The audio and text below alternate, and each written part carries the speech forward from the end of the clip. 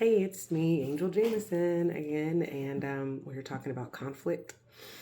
And I am answering the first question about conflict, the different types of turbulence for the attachment theory, avoidance and uncertainty and all that. And so, for this answer for me on how the communication would play out, I'm going to use myself as an example.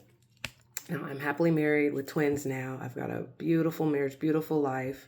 It's not perfect, but it's a great day. Every day it's awesome. Even the hard times, we grow through them, and they're a blessing. So, but I'm going to rewind time back to 2007 when I was engaged to another guy years ago, and he was not a great guy. And I honestly think I might have been a serial dater, because I was one of those people who always had a boyfriend.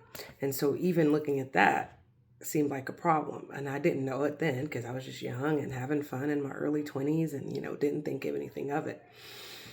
But, I would just attach. I would just date, oh, a guy liked me. Oh, yeah, I'll be her girlfriend. Let's try this thing out.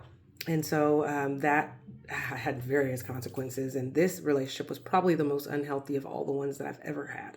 And it did teach me the most, besides my marriage, which taught me what a positive relationship looked like. So when I was engaged to this guy, he was at first it was great. Like we had a lot of fun together. Again, remember, we're both in our young 20s. Like I was 21, he was probably 20 because we were 6 months apart.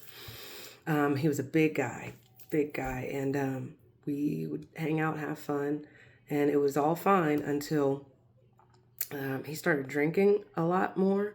He smoked weed a lot more, and it just seemed like he started to change. Well, in his changing, I started getting almost annoying, really, because I feel like I was like, okay, I started feeling insecure. He started watching pornography and all these other things. And so I started feeling less than, and my self-worth and my value started to decline because I was looking to him to fulfill that need.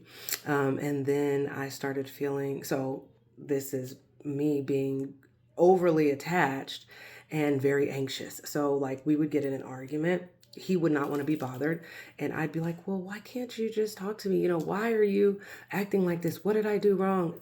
Nagging, nagging, kind of pestering, and just like, instead of me just saying bye, you do you and I'll go do me, I kind of begged. It was really pathetic.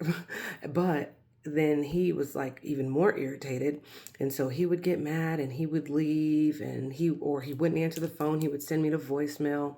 I mean, it was like a year of just unhealthy craziness.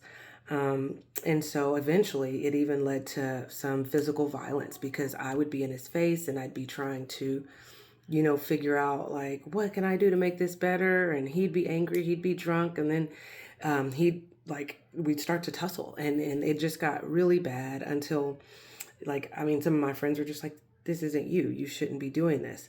However, the communication was very aggressive. For him, it was very avoidant. It was like stonewalling me. And then I was just very clingy. I was always nervous, always on edge, always thinking, oh, he's cheating. Oh, you're doing this. Oh, you're texting other girls, insecure, uncertain, all of the negative things you could have in one relationship was literally what happened. So I hope that no one I know we've all probably made mistakes in our dating relationships, but I hope that the majority of women haven't gone through something so serious.